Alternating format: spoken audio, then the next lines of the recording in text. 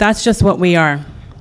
The person speaking those words was my mother, and she was answering me when I confronted her about being called a nigger in school. My problem was, I thought my parents naive for having children in this country and never considering that some kid in school might call us nigger. I would come home and tell them I had been picked on. Someone called me a bush baby, pulled my hair, or called me some other name, and they never called the school. Never asked to speak to the teacher. Never hassled me to find out which kid said or did it and confronted their parents. From what I remember, they laughed or made some weak comment about kids being mean. I thought they should have done more to prepare us, defend us, keep us safe. But according to her, that's just what we are. This was the beginning of 2015, a year that turned out to be one of my hardest. On the surface, I was horrified by what she said, but over the next 12 months, it steadily watered a seed of an idea that had been planted in my mind for years. Every area of my life seemed to be in dysfunction, under construction. In 2014, I went to one of those boot camp programs for privileged people and learned how to build websites. The program marketed itself as a way to start a freelance career as a front-end web developer. I followed all the instructions and started my own business. A year after the program was finished, I was kicked out of my apartment, back at my parents' house, creditors calling me about accounts and collections, and my health on the all-the-way back burner. While I lived with them, my parents never brought up the topic of grandchildren or boyfriends, probably because they could tell I had more immediate concerns. It would be tough to explain my life to a man, much less one I might have liked if I was lucky enough to find him. So I made myself unavailable for that year and then some. Dating had always been awkward, embarrassing, and ugly. I was glad to put it on the same burner my health was on until things were better. So I worked away at rebuilding my life, tackling a massive to-do list. My mother's voice was still in my head, but I could distract myself from trying to figure out what she meant with the things I needed to do. By the end of the year, I was living on my own again in Toronto, and I felt like I could breathe. It was the first step. I still felt tender, a little sore from a tough year, but there was hope for the future. 2016 began, and I started to feel better. Things were going well at my job. I was singing and writing. The gym became my therapist. I lost weight and was taking care of myself again. It was like I ate one of those mushrooms in the 90s version of Super Mario Brothers. I started to wonder, what about dating again? Here's where that seed that had been planted in my head started to speak up. In the time that I was getting stronger, it was too with the help of my mother. Even though things in my life were better, it was happiest when I kept my life small. It was calm as long as I was mediocre. Now with the worst of 2015 behind me and my toes ready to dip back in the dating pool, it opened its mouth. Love is dangerous, it said. Look at your mother, the one example you were supposed to have of what a woman is in this world. Your earliest memories of her are all almost tears and bruises and being beaten because of and by your father, the person who was supposed to be your example of what a man is in this world. So you could say they were bad examples, the voice tells me, but let's take a look at your ex-boyfriends. Now the voice is bringing out its files. Let's take Orlando, the boy you lost your virginity to, who called you stupid, who punched you in the back when you hit him because he slept with his ex-girlfriend and told you you weren't as pretty as she was. Let's fast forward nearly 10 years later to Marlon, that guy who dumped you saying he wasn't looking for anything serious, only to accidentally have a baby a year later with his ex-girlfriend.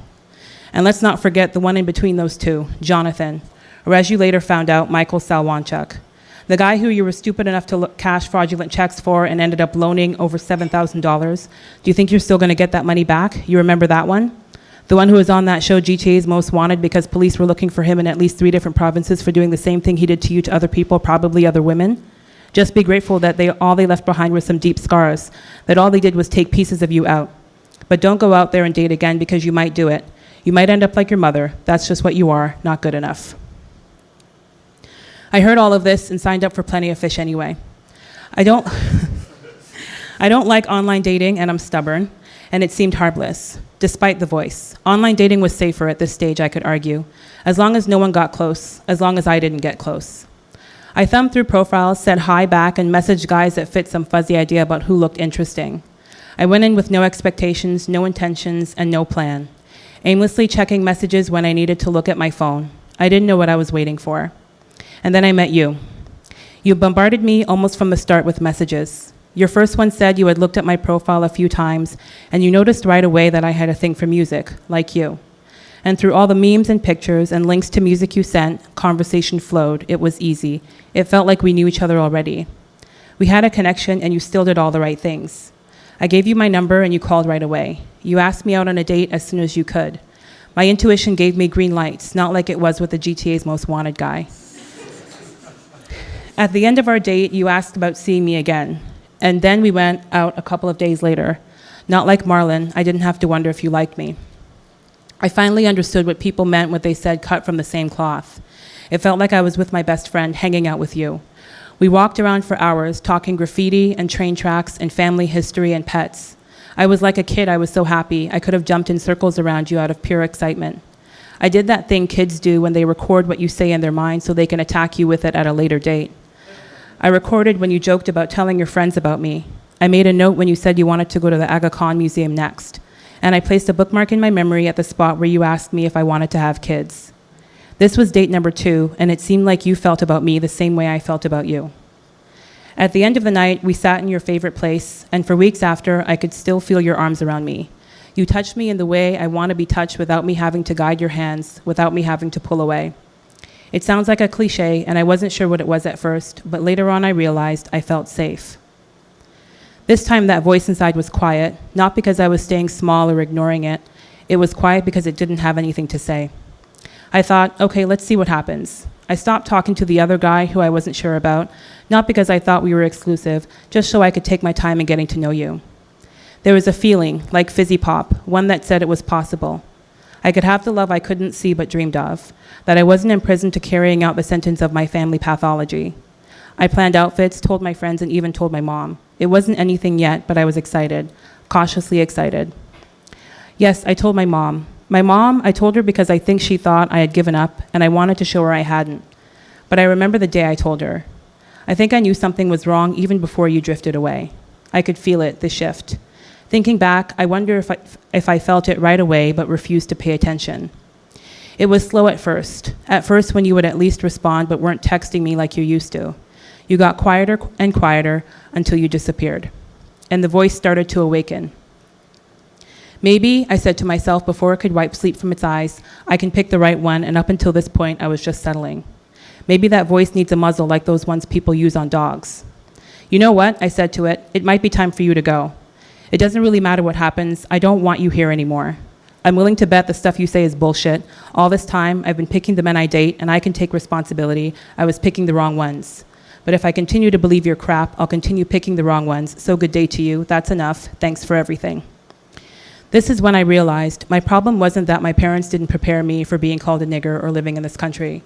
It was those ideas I had that I was watering and tending to, the voice inside my head that seemed so positive that I lacked something inside, something deep. My problem was believing I lacked, believing I was empty in the places that were most important, places that shook throughout 2015, the whole year that I was desperate looking for work, getting evicted, living with my parents at 31 years old, and being harassed by creditors. It was a story I was telling myself that excluded me from finding love. Love that wasn't in movies or songs that I wasn't sure existed but believed was possible. It tries, it grunts, it growls with its mouth shut, but I refuse to listen to that old voice. It gets quieter with time. I'm committed to tending new seeds, new ideas. After you disappeared for good and I allowed the truth to speak, it told me, you've always known your self-worth. Your ability to love and to be loved didn't and doesn't depend on your childhood, what people call you, or how lonely and isolated you feel, which you never are. This was your struggle. You knew the truth but still tried to convince yourself of the lie. You didn't need mommy to teach it to you. It's something you find yourself. Remember when she said once that as a single mother, she married your dad because she thought he was the best she could hope for, the best she could get? She thought herself damaged goods, so she married a man who showed her what she saw in the mirror. That was her teaching you. That was her telling you where to find what you need. These days, I don't know if my mother worries that I might find someone like her husband. I used to be angry that she didn't give me more of what I needed to get through life, more of what I needed to know so that I could protect myself from men like my father. But I found what I needed on my own. And life looks a lot differently now than back when she told me that's just what we are.